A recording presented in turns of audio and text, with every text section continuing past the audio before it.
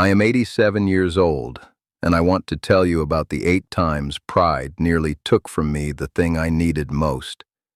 8 moments, each one small enough that nobody in the room would have noticed if I had chosen the other way.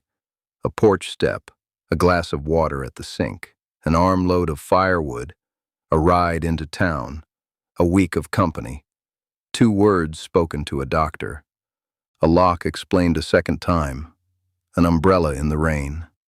8 times a hand was held out to me, and 8 times I almost waved it off. I did not. I said yes. And when I finished counting them, I did not feel ashamed, and I did not feel proud. I felt honest. Come closer, if you will. Pull the chair around so the fire is on your side of it. The light is better there, and I do not have to talk so loud. I am not telling you that I grew weak. I am not telling you that I stopped being able. I could still have climbed that ladder. That is the whole trouble with pride at my age. It does not wait until you cannot. It shows up while you still can, and it whispers that being able and being alone are the same word. They are not the same word. It took me 80-some years to hear the difference, and I heard it 8 times in a row. My grandmother could swing an axe past 70. I watched her do it, split a round of oak clean, set the next one up, never once rested her hand on her back the way I do now, and every autumn she let the men from town come out and split her firewood for her. I asked her once why she bothered pretending. She looked at me a long moment, the way she did when I had asked a boy's question about a grown thing. She said the wood needing splitting was never the only thing a woman owes her neighbors. Sometimes what you owe them is a reason to come near. Then she said the sentence I have carried ever since. A door kept shut to spare people trouble spares them nothing but the chance to love you. So here is the first confession. The porch step had gone soft on the left side, and I knew exactly what I was going to do about it. I was going to get up before dawn, before anybody's headlights came down that road, and set the ladder against the rail and fix it myself. Not because it needed doing at 4 in the morning, because at 4 in the morning nobody would see me wobble on the second rung. My son offered on a Tuesday. I opened my mouth to say I had it handled, and instead I said, all right. A fence post driven in alone leans a little further every year. One driven in with 2 pairs of hands stands straight for both their lifetimes. I think of Walter. Retired electrician, would not let a soul near his gutters.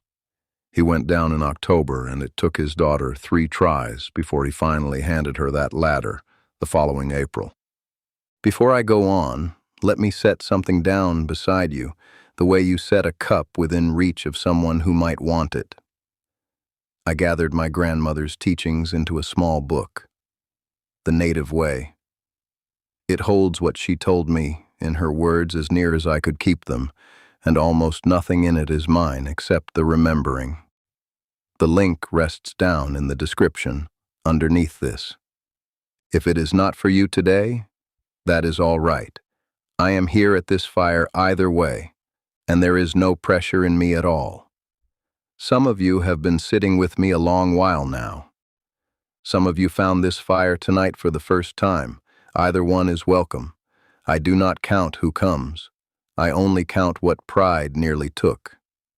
Now come back and sit down, because the second confession is the one I still have the most trouble saying out loud. The second confession, I had a dizzy spell at the kitchen sink. Both hands went to the edge of the counter and stayed there, while the window swung slow and came back. It passed. And in the quiet afterward, standing with the water still running, I wrote the sentence I was going to use on my daughter when she called. Just tired. 2 words, smooth as a river stone. I had them polished before I ever turned the tap off. She called on Thursday. I told her about the sink. I am not going to tell you what it was, because what it was is not the confession.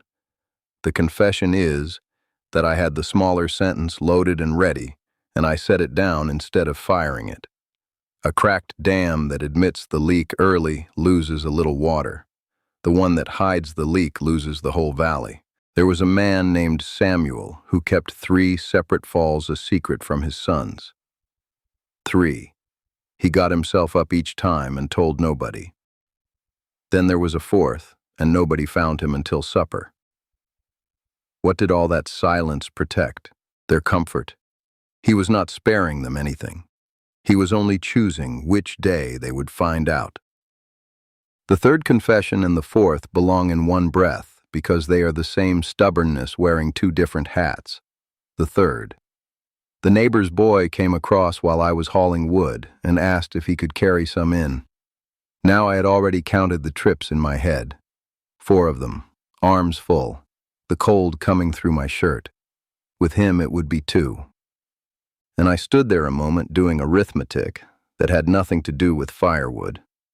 I was calculating whether 2 trips with a boy would look like weakness to a man who was not watching, in a yard where nobody was keeping records. I said, "Take the top half." He talked the whole way to the wood box, both trips, about a truck he is saving toward and a dog his mother will not let him keep. I would have made 4 crossings in silence and called that strength. The mule that lets a second mule share the yoke plows the whole field. The one that will not finish his half of it, and that half ruined. There was a man called Eli who thanked the neighbor boy with stories instead of coins, and the boy came back the next week for both. The 4th. My eyes had an appointment in town, and the night before I slept about 2 hours, and those 2 hours in pieces. I know what I am like on 2 hours. The keys were right there on the hook, and my brother's telephone number was right there in my head, and one of those 2 things was heavier to pick up than the other. I picked up the telephone. A river that lets the smaller creek join it runs the same direction, only stronger. Alone, it still finds the sea. It only arrives thinner. Old man Standing Pine let his nephew drive him to town every 3rd Thursday, and he always said the boy got as much out of the drive as he did. I used to think that was a kindness he was telling. I think now it was only a fact he had noticed. The 5th confession is the one that still puts a weight in my chest. After the funeral, my sister said she would stay the week. And the night before, standing in my own kitchen with plates other people had washed, I rehearsed it. Out loud. I am managing just fine. I set it to the window over the sink until it sounded natural coming out of me. She came in the next morning with her bag already packed, and I heard myself say, "The back room has clean sheets on it." A single coal pulled out of the fire goes gray within the hour. Left among the others, it keeps its color all night. Nobody has to fan it. It only has to stay where the heat is. Grandmother Weaver moved in with her brother for 1 month after his wife passed, and by her own account, she stayed as much for herself as for him. That is the part people leave out when they tell that story. She needed the month too. And who was I protecting that night in the kitchen, saying my line to a dark window? Not her. She had her bag packed before I ever opened my mouth. My grandfather kept a sentence for men built the way I am built, and I did not understand it until I had lived it 8 times over. A man who will not be carried 1 mile forgets he carried others for 40 years, and never once asked to be thanked for it. 40 years I carried. 1 mile they wanted to carry me, and I was going to stand in the rain and argue about the mile. The 6th confession and the 7th go together as well, because both of them are about a man deciding how much of the truth another person is allowed to have. The 6th.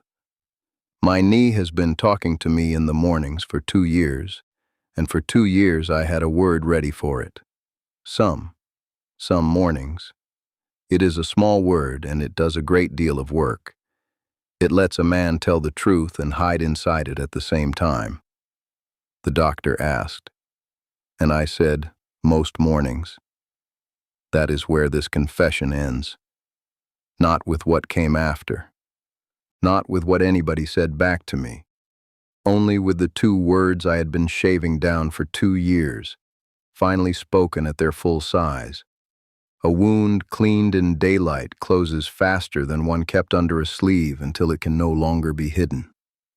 There was a man named Ezra who said some for 2 years, and then finally said most, and the only thing that ever came of it was a question about why he had not said so sooner.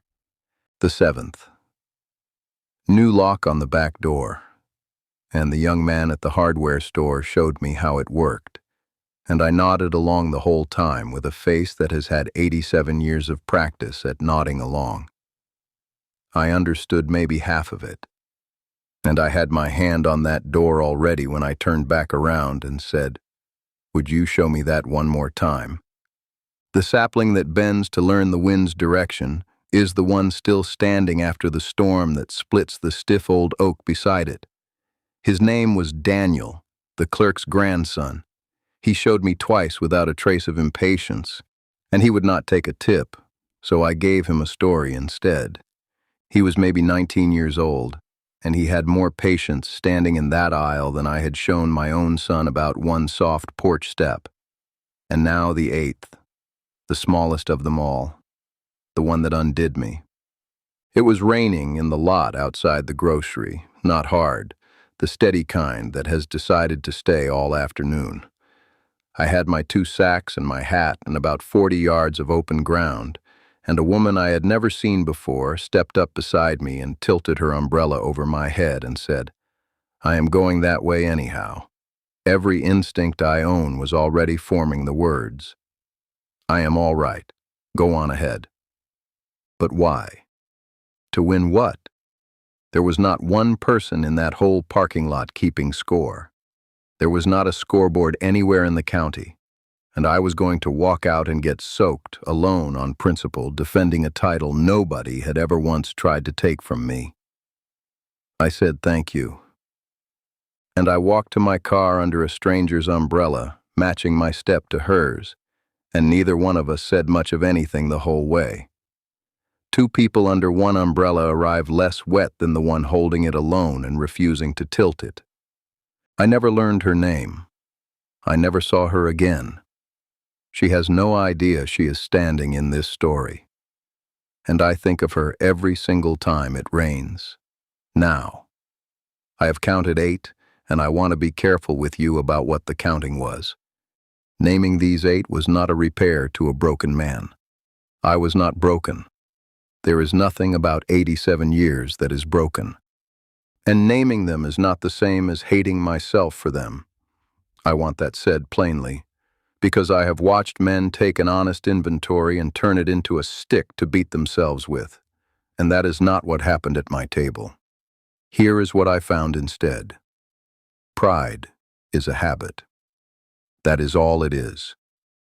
It is a habit worn so long and so smooth that it begins to look like dignity from the inside, and from in there you cannot tell the two apart. Dignity keeps its back straight. So does pride. Dignity does not need to be thanked. Neither does pride. Pride does not even need to be helped.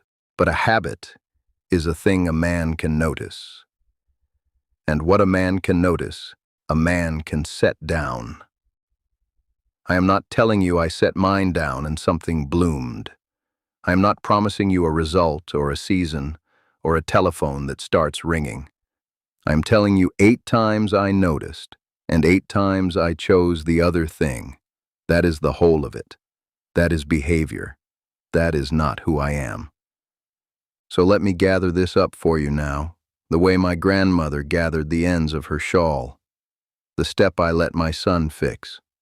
The dizzy spell I told my daughter about. The firewood carried in 2 trips with a boy instead of 4 trips alone. The ride I asked my brother for. The week I let my sister stay. The 2 words I gave the doctor at their full size. The lock I asked to be shown twice. The umbrella I walked under. 8. Now let me turn them around and hand them across to you. What is your porch step? Who offered, and what did you say back? Is there a sentence you have already rehearsed, smooth as a river stone, to make something sound smaller than it is? Whose firewood are you carrying in 4 trips? Whose ride have you turned down? Who wanted to stay the week? What word have you been shaving down for 2 years? What did you nod along to that you did not understand? And who tilted an umbrella toward you while you waved her off? I know what some of you are asking right now because I asked it myself at that table with the pencil in my hand. Is it too late for me? And I know what sits underneath it because it sat underneath mine. What you are really asking is this: have I already shut too many doors to change now? Here is what I can tell you, and I will not tell you one thing more than this. A door can be opened at any moment somebody knocks. That is true at 40, and it is true at 87. And asking is a skill, not a gift you were born with or born without. A skill. And a person can begin practicing a skill today. I cannot promise you who will knock. I have never been able to promise that. I would like to hear from you now. Of the 8, tell me which number hit closest to home. The step, the sink, the firewood, the ride, the week, the 2 words, the lock, or the umbrella. Put the number down in the comments and tell me a little about it if you want to. I read every one of them, every night, and I am not saying that to be kind to you. It is how I know this fire is not empty. Come back and sit with me again tomorrow. I will keep a chair turned toward you,